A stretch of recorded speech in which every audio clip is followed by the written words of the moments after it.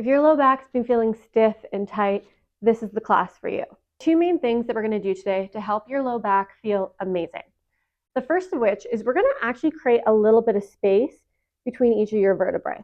Imagine that this is your low back. Each of these is a vertebrae. If I am going to round or flex my spine like this, what I'm actually doing is creating a little bit of space in between each vertebrae on one side of the joint, the side that is closest to the back. Now, this first point is incredibly important because if we don't have enough space between each of those vertebrae, it can feel like compression in the low back. That's the first thing we're going to do. Then the second thing we're going to do is teach each individual vertebrae how to move on its own. Each vertebrae in your low back is its own independent joint. And we all know if you could only move your right shoulder, if you were moving your left shoulder, we'd be like, that's weird. That's so weird. You can't move your shoulders separate from each other. The back works the same way, but we forget to think about it that way. So that is exactly what we're going to learn how to do today. All you're going to need is a bench or a chair, a couch, something like that. Step number one. Go ahead and set up on your couch or your chair. You're going to lean down with a nice wide leg towards the ground. Some of us are already going to be getting a nice low back stretch right here. Whether you are or you're not, that's okay. Now I want you to grab underneath your toes and let's just spend a second here. Maybe you can get comfortable. Maybe you have to widen your legs a little bit. Maybe you can pull yourself down a little bit lower to get a bit more of a stretch. Now, this first exercise is about creating that space, creating that range. And here's exactly how you're going to do it. You're going to stay bent over just like this, grabbing onto your toes. But now you're going to start to pick yourself up, and you're going to feel like your low back is both stretching and getting a little strength at one time. We're going to be very careful that we didn't do this. Chest up, right? We're staying round. We're staying with our chest towards the ground. And just imagine that you are going to sit up like that, except for you can't because you're grabbing onto your toes. So let's go ahead and do that together for 20 seconds. Ready? Go ahead. Start to pick yourself up. Notice that you're getting a nice stretch and strengthen into your low back. This is helping to create that space that we want between the vertebrae. And relax, breathe out, come back down, take a big breath. Same thing again. Go ahead and try to pick yourself up. Stretch and strengthen the low back. The other thing that this is doing is sending a message to the body. Hey body, this low back tissue, it's important. Lay down more healthy tissue here.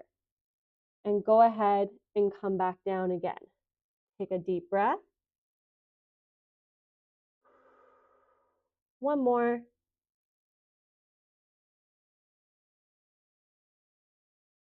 And one more time. Go ahead and start trying to pick yourself up. Stretch and strengthen in the low back, giving your body feedback that this tissue is important. Bring blood flow here. Bring nutrients here. This is the feedback that we are currently telling the body by doing this exercise. And relax. Beautiful. Go ahead and sit back up. So we just created a tiny bit of more range in your low back. Now the next step is we want to teach your body how to move well through that range. A spine that feels amazing, each individual vertebrae can move on its own. We call this segmentation of the spine. And here's exactly how you're going to teach your low back to do it. You're going to use your same bench or chair. Now, just take your fingers and find the lower part of your rib cage. Where does your rib cage end? Right about here. Then go ahead and place that spot on your bench, folding over it with your knees on the floor. Make sure your knees aren't too close.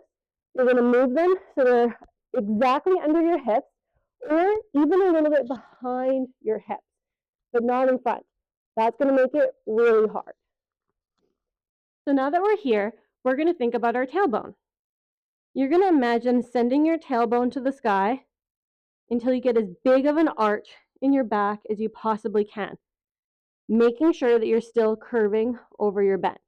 And then we're going to reverse that. Go back to your tailbone, and you're going to think about tucking your tailbone under. So you slowly start to round as much as you possibly can. Find that max rounding, and when you do, hold for a couple seconds here and pull your belly button to your spine. In this moment, you should really feel your core a lot. This is a great core exercise. And then same thing again, send that tailbone to the sky and start to arch your back as much as you can. Now the goal of being on the bench here is I can't use my upper back here even if I try. So this is teaching my low back how to do the work without the upper back helping.